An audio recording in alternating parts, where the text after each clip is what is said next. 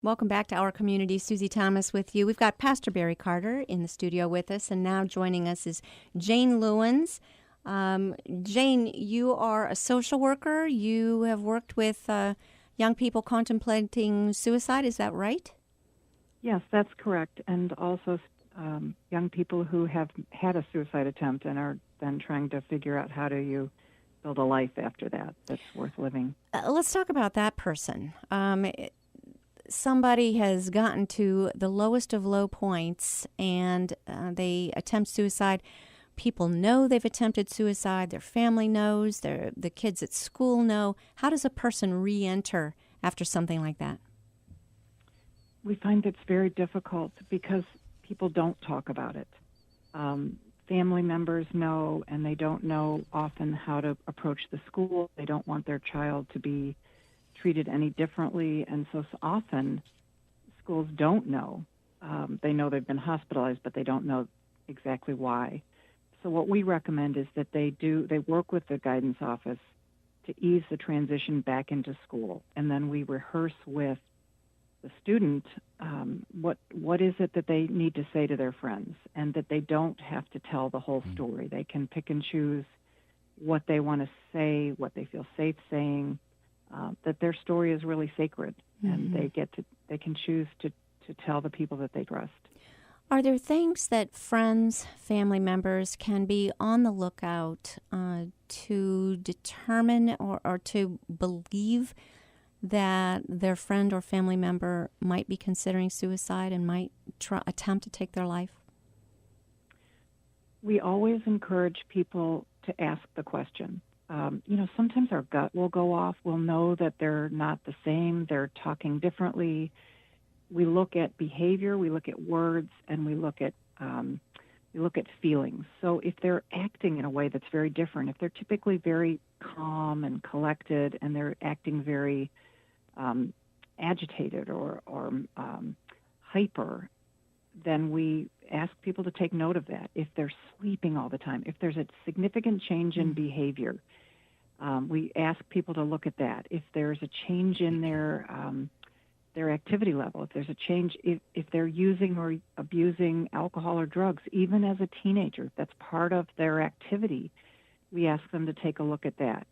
If they're not turning work in, if they're not wanting to go to school, if there's a significant change in behavior, we ask them to look at feelings. What are they describing? Are they saying that they're feeling sad? Are they saying that they have this incredible energy that they don't know what to do with? To look at a change, because we don't always know. And we ask them to listen to the language. Are they saying things? Because people don't usually say, I think I want to die. Sometimes they do. But sometimes they say things like, I just can't get anything right. I'm a total loser. I got nothing. Nobody likes me. They say things like that sound on some level like things we've all thought and said. But we invite family members and friends and school personnel to be gutsy enough to say, I've heard what you're saying. I've seen how you're acting. I'm concerned for you. I need to ask you, are you thinking about suicide? Because they may say no. It is a hard question. That's a hard question to ask someone. And parents often are afraid if they ask the question, are they putting that thought in their child's head? And what we tell them is that no, they're hearing it on the media, they're seeing it in films, they're seeing it and hearing it from friends. It's better to err on the side of asking the question than not to know. Jane, I have a question for you as a pastor. We've, if you're familiar with down here with Perry High School, I actually graduated from Perry High School. We've had multiple suicides. Is suicide went up over the last 20 years, or is it just because we're hearing, the news, it's, everything's breaking news. We hear it, in 5 minutes what's happened across the state. Is there a rise in suicide, or are we just hearing about them now instead of, maybe it was quieted 20 years ago and nobody knew? We believe there has been a rise in suicide. We get our information from the National Violent Death Reporting System, and currently 31 states report. We'd like to see reports from all 50 states. So we believe that the information we're getting is it's minimized. We think that there are many more deaths that are not reported. So we are seeing a rise. It is the second leading cause of death in Ohio for people between the ages of 15 and 24. That's our high school and college population. Now, Jane, would you say that again? Because that's startling. That's mind-boggling. Give us that stat again. It is the second leading cause of death for people between the ages of 15 and 24 in the state of Ohio. It is the first leading cause of death in Ohio for people between the ages of 10 and 14. Oh, my goodness. So I guess my next question is, since it's on the rise, is there things that have been identified that are actually causing these young people to want to end their lives? We know and believe that there is not one single cause for suicide. We believe that it's a series of events that land on a person that may be vulnerable. So we often hear that a person dies because they were bullied at school or because they had a legal event. And what we know is that no one single event causes that, but a series of bullying events, or if it happens over time, that just pick and wear away at a student, that can be devastating. We know that people who contemplate suicide are people that their emotional pain is at a level that rises way above their ability to cope and their resources to cope. So that's our effort, is to try to teach kids, what do you do when life gets too hard? What do you do when you feel like you have no alternatives or no resources? And then to teach parents and educators how to notice and what to offer in terms of how to manage stress and pain and sadness and crushing blows that some of our teenagers are facing. A great deal that what our teenagers are facing is the fact that they are the survivors now, because, as Pastor Barry said, we have had just multiple suicides in the community this past school year. That is a great part of your work. You really do work with survivors, don't you? Can you tell us what message you have for them? For the survivors? Mm-hmm. That there is always hope. There is not a problem in this world that cannot be untangled and worked through and solved. We know that many times teenagers particularly respond to a stressful series of events.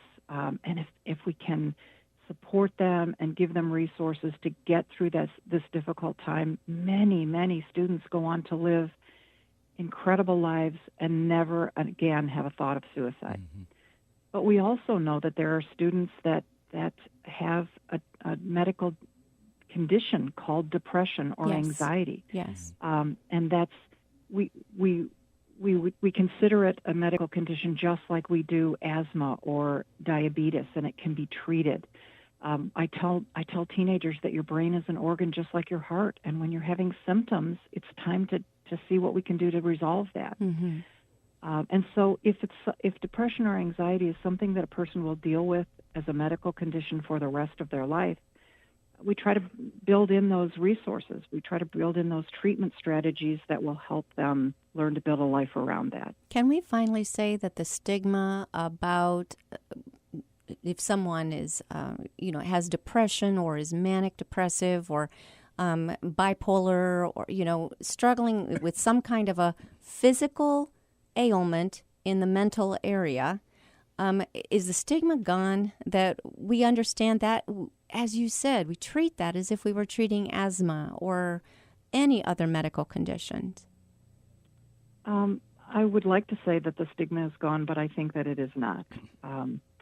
I deal a lot with people in the military or people in law enforcement, and they do not often talk about their struggles for fear of it affecting their employment, affecting their ability to function or how they're viewed as able to function. And I think that's the same with our teens, that it's not something they easily talk about because it feels like a weakness to them. It feels like somehow they have failed. And my message to them is that, no, you have not failed. Many times we deal with these issues simply because of things that have happened to us that we can't control. Trauma, loss of a loved one, a loss of a friend to suicide, those things change us. And it's not their fault. It's things that happen, just like a medical condition is not our fault. Mm-hmm. I really go back to feeling for the friends, because there is such a thing as survivor's guilt. And you think of the friends of these kids, and they've lost a friend, and now they've gone back to school. What can we do to help these children who have lost their friend? I think as adults, we can understand that people do grief very differently. Some people feel grief and they talk about it, they write about it, they do memorial events. And some people do grief. They'll run, they'll work, they'll get really busy. I think as parents, sometimes we want our kids to talk about it, but some kids don't talk about it. They'll do something else. Mm-hmm. They'll remember them. They'll toss a bottle with a note off the cliff to their friend, just telling them, "We miss you. We remember you." So as parents, we need to be vigilant. As educators, we need to be vigilant. Let them talk if they want to talk. Let them know that we're here when they're ready if they want to talk, to be present with them, to never discount their level of pain. Like any kind of grief, let yourself feel the way you feel. Absolutely. Mm-hmm. Absolutely. You know, Jane, one of the things that I grew up with, I call it table talk. Every evening, my mom and dad and my two sisters and myself would sit around a kitchen table, and every one of us would go around the table and share what happened to us during the day. And it was pretty transparent time. Sometimes it would be a good day, sometimes it would be a bad day. But I see the culture, one of the things I see with people who are leaning towards suicide, they feel alone. And I feel like the relationships that I experienced when I was younger are not like they are now. Do you see that? You know, I think as families we've gotten so mobile and so busy that you're right, we don't have that time to sit down and just kind of close out our days and share our experiences and talk about our successes and our struggles. And yes, I think that's true. We also know that connection is a protective factor. It helps kids know that there may be a way I can work through this. There's people that can support me. But we also know that kids that have suicidal thoughts, from our perspective, it looks like they have connections. They have parents, they have coaches, they have teachers, they have pastors, they have friends, but they will tell us, I just couldn't tell anybody. I just didn't know what they would think of me. I was afraid to talk about it.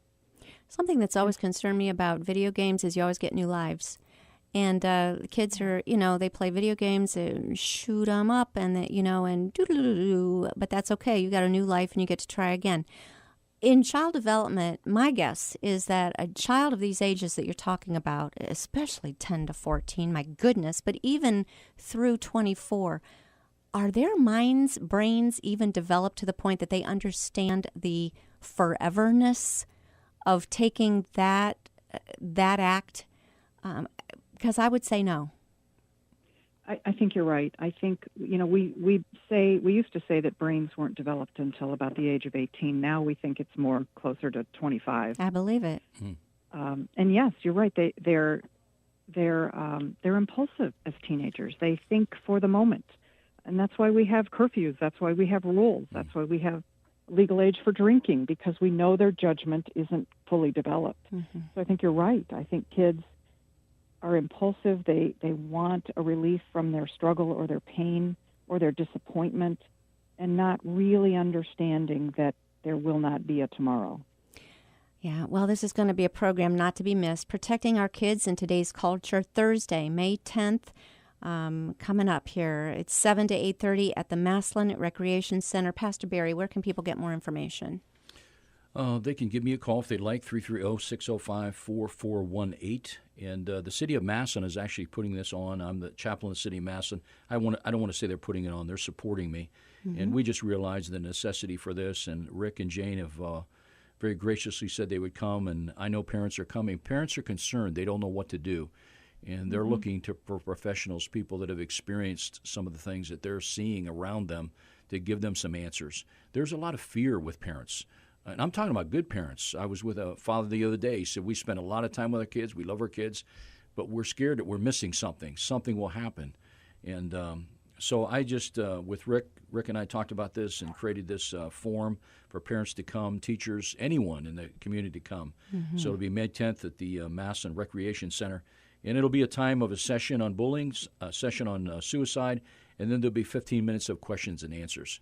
And I want to see if there's a parent, when we quit at 8:30, that doesn't mean that Rick and Jane won't be there. If you're distraught, something's going on, I'm sure they'll take a few moments, not the rest of the evening, but take a few moments to address any other questions you have. Well, we certainly thank both of you for your time today and also for doing this and what you're bringing to our community. Oh, thank you for raising the issue and being the voice. I appreciate it. Thank you, Jane. Thank you.